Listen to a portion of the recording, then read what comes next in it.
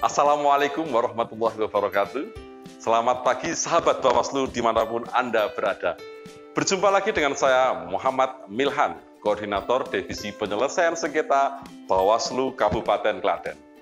Pada kesempatan kali ini, kita dalam program terbaru kita yang bernama Bengawan, Belajar Pengawasan. Nah, hari ini bersama dengan saya, kita akan belajar berkaitan dengan perbedaan antara sengketa pilkada dan juga sengketa pemilu. Apa saja bedanya? Yang pertama, berkaitan dengan dasar hukum penyelesaian sengketa. Dalam pilkada, dasar hukum penyelesaian sengketa itu menggunakan Undang-Undang Nomor 10 Tahun 2016 dan Perbawaslu Nomor 2 Tahun 2020. Sedangkan dalam penyelesaian sengketa pemilu itu menggunakan Undang-Undang Nomor 7 Tahun 2017 dan Perbawaslu Nomor 19. Ini penting untuk landasan kita bersama dalam penyelesaian sengketa sehingga nanti ke depannya tidak timbul masalah yang terjadi. Jadi harus ada perbedaannya, harus dipahami, yaitu perbedaan penyelesaian sengketa dalam pilkada maupun pemilu. Sedangkan pengertiannya, ini penting juga untuk diketahui sahabat Bawaslu dimanapun Anda berada. Penyelesaian sengketa dalam pilkada itu menggunakan pasal 142 Undang-Undang Nomor 10 Tahun 2016. Sengketa pemilihan terdiri atas sengketa antar peserta pemilihan dan yang kedua sengketa antara peserta dan juga penyelenggara. Itu dalam pilkada. Kemudian dalam pemilu sesuai dengan pasal 466 Undang-Undang 7 Nomor 7 Tahun 2017, sengketa proses pemilu meliputi sengketa yang terjadi antar peserta pemilu dan sengketa peserta pemilu dengan sebagai akibat dikeluarkannya keputusan KPU. Jadi para peserta ketika tidak terima atau kurang ada perbedaan pemahaman berkaitan dengan keputusan yang dikeluarkan oleh penyelenggara KPU, itu maka boleh untuk mengajukan penyelesaian sengketa dalam pemilu.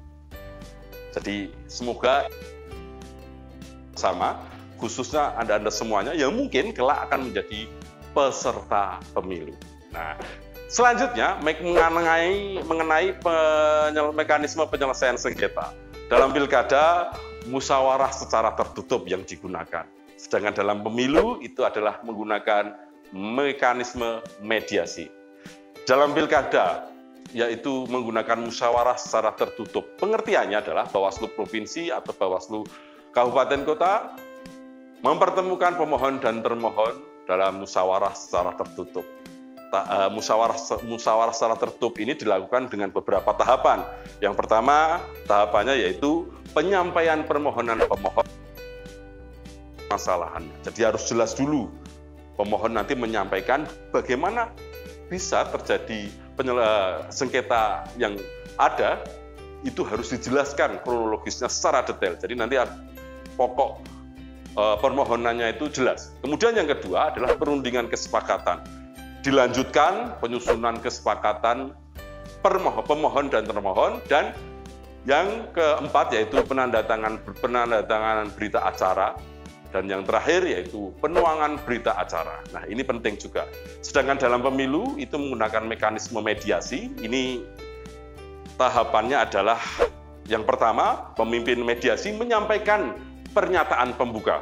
Dilanjutkan yang kedua, penyampaian kronologis permasalahan dari para pihak. Yang selanjutnya, perundingan kesepakatan penyelesaian sengketa proses pemilu. Dilanjutkan penyusunan kesepakatan para pihak oleh mediator. Dan yang selanjutnya penandatangan berita acara kesepakatan atau tidak kesepakatan. Jadi nanti sepakat atau tidak ini sudah ada buktinya. Jadi ini yang penting untuk juga kita ketahui bersama. Musyawarah terbuka yang dilakukan dalam proses pilkada ini adalah musyawarah secara terbuka dilaksanakan melalui beberapa tahapan. Yang pertama tahapannya adalah penyampaian permohonan, kemudian penyampaian jawaban termohon, penyampaian permohonan pihak terkait, pemeriksaan alat bukti, penyampaian kesimpulan pihak pemohon dan termohon atau pihak terkait, dan yang terakhir adalah pembacaan putusan. Jadi jelas tahapannya itu kita lalui bersama, harus dilalui satu demi satu, step demi step. Jadi nanti tidak boleh saling mendahului tahapannya atau dilewatkan salah satu tahapannya itu tidak boleh. Sedangkan dalam pemilu yaitu menggunakan mekanisme adjudikasi. Adjudikasi ini dilaksanakan dengan tahapan sebagai berikut. Yang pertama, penyampaian pokok permohonan pemohon, dilanjutkan dengan jawaban termohon, lalu tanggapan pihak terkait, pembuktian, dan kesimpulan para pihak, dan yang terakhir adalah putusan. Jadi jelas, putusan itu dilakukan setelah melalui proses-proses yang ada. Selanjutnya, jangka waktu penyelesaian sengketa. Ini penting juga diketahui. Jadi jangka waktu antara penyelesaian dalam sengketa pilkada maupun pemilu, ini harus diketahui oleh para pihak, khususnya para pemohon, sehingga nanti bisa memaksimalkan waktu yang ada. Jadi tidak justru berleha-leha karena waktunya ini sudah dibatasi. Yaitu dalam pilkada jangka waktunya adalah 12 hari terhitung sejak diterimanya permohonan penyelesaian sengketa pemilihan. Hari yang dimaksud dalam penyelesaian sengketa pilkada itu adalah hari kalender. Ingat, hari kalender, bukan hari kerja ya. Dan kemudian yang dalam pemilu itu juga sama, 12 hari sejak diterimanya permohonan. Jadi sejak permohonan ini diterima, itu terhitung 12 hari merupakan jangka waktu penyelesaian sengketa dalam pemilu. Lalu kita lanjutkan pelaksanaan dalam permohonan sengketa. Nah, ini juga penting. Dalam pilkada, melalui mekanisme musyawarah tertutup, Bawaslu Provinsi atau Bawaslu Kabupaten Kota mempertemukan pemohon dan termohon dalam musyawarah secara tertutup. Ya, ingat ya, tertutup. Jadi hanya beberapa pihak saja yang diperkenankan untuk mengikuti musyawarah tertutup tersebut. Musyawarah sebagaimana dimaksud pada ayat 2 dipimpin paling sedikit oleh 1 anggota Bawaslu Provinsi atau anggota Bawaslu Kabupaten Kota dibantu oleh 2 orang pegawai Bawaslu Provinsi atau Kabupaten Kota. Sedangkan dalam mediasi dengan mekanisme adjudikasi tadi, Bawaslu Provinsi atau Bawaslu Kabupaten melakukan pemanggilan para pihak untuk menghadiri mediasi menggunakan formulasi model PSP 11, ini sesuai dengan pasal 19 ayat 3 Perbawaslu 5 tahun 2019.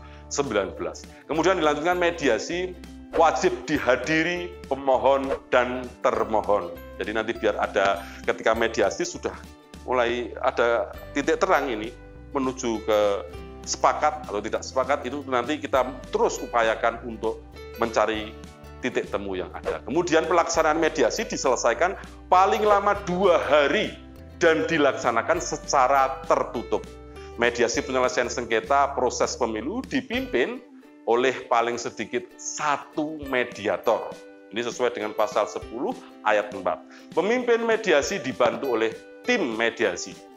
Dan tim mediasi sebagaimana dimaksud dapat dibantu oleh 2 orang pegawai di Bawaslu. Bawaslu Provinsi atau Bawaslu Kabupaten Kota yang terdiri atas 1 orang sekretaris dan 1 orang notulen. Nah, ini harus dipahami bersama. Jadi nanti bisa dicari juga, kalau masih belum paham nanti bisa sesuai dengan apa yang saya sampaikan, nanti bisa dicari di Google, banyak sekali keterangannya juga. Kemudian pelaksanaan musyawarah terbuka dalam pilkada, ini majelis musyawarah terdiri dari 1 ketua majelis musyawarah, yang kedua anggota majelis musyawarah. Majelis musyawarah dibantu oleh panitia musyawarah. Panitia musyawarah ini paling sedikit berjumlah 4 orang. Yang pertama, 1 orang sekretaris, 1 orang asisten majelis musyawarah, dan 1 orang notulen, dan yang terakhir adalah 1 orang perisalah. Ini semuanya terdokumentasikan dengan baik, semuanya berjalan dengan prosesnya dengan sesuai aturan yang ada. Kemudian adjudikasi dalam pemilu, penyelesaian sengketa pemilu. Ini yang pertama, majelis sidang dibantu oleh tim adjudikasi. Tim adjudikasi paling sedikit 4 orang, terdiri atas 1 orang sekretaris, 1 orang asisten majelis sidang, 1 orang notulen, dan 1 orang perisalah. Oke, selanjutnya sifat putusan. Ini penting juga. Untuk penyelesaian sengketa dalam pilkada, Sifat putusan yaitu bersifat mengikat. Dapat dilakukan upaya berupa PT, PT-UN, dan MA. Kemudian dalam pemilu, penyelesaian sengketa pemilu, putusan Bawaslu bersifat final dan mengikat kecuali putusan terhadap sengketa proses pemilu yang berkaitan dengan A. Verifikasi partai politik peserta pemilu, penetapan daftar calon tetap anggota DPR, DPD, DPRD Provinsi, dan DPRD Kabupaten Kota.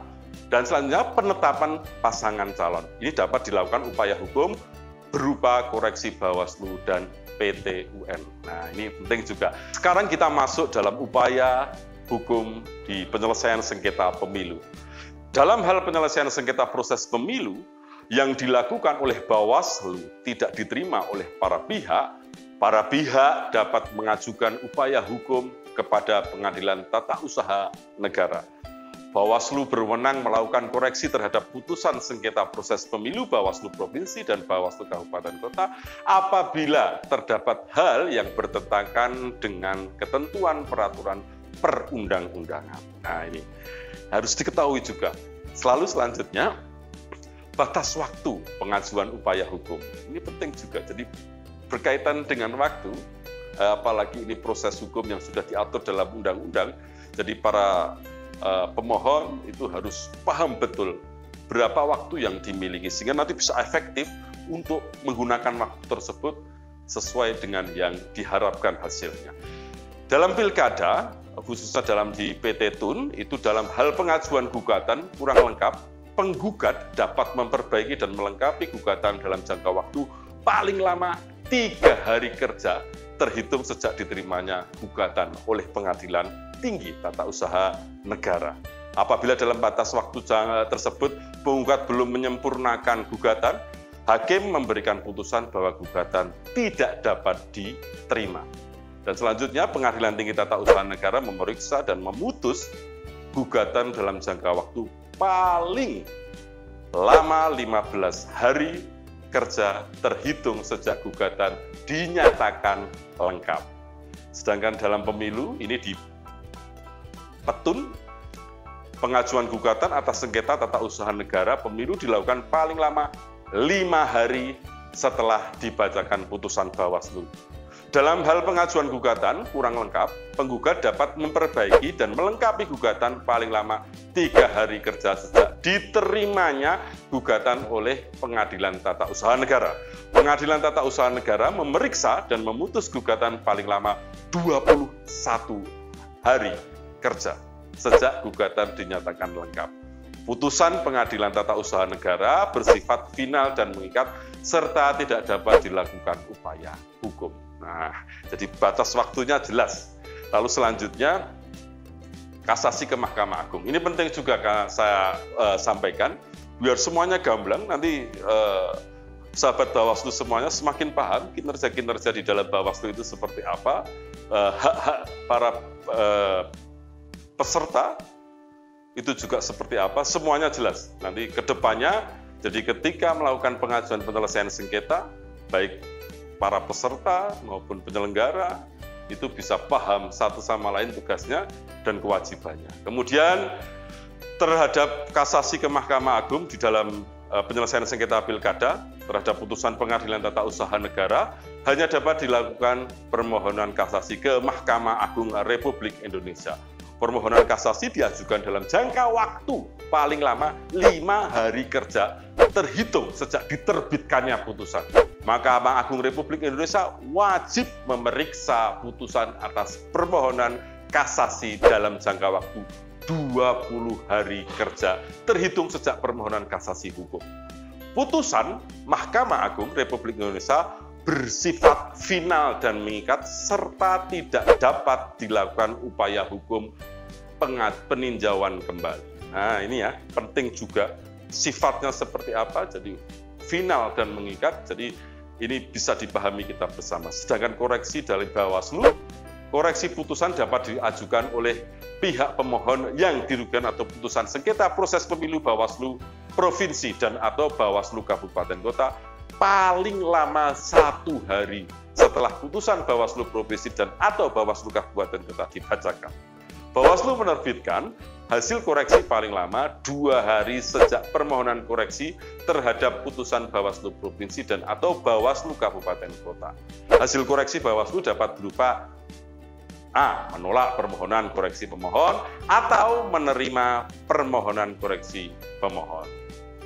Oke, itu tadi yang dapat kami sampaikan khusus episode perdana ini dalam rangkaian acara Bengawan, belajar pengawasan dengan tema penyelesaian sengketa pilkada maupun penyelesaian sengketa dalam pemilu. Terima kasih, selamat berjumpa lagi di episode-episode yang akan datang. Wassalamualaikum warahmatullahi wabarakatuh.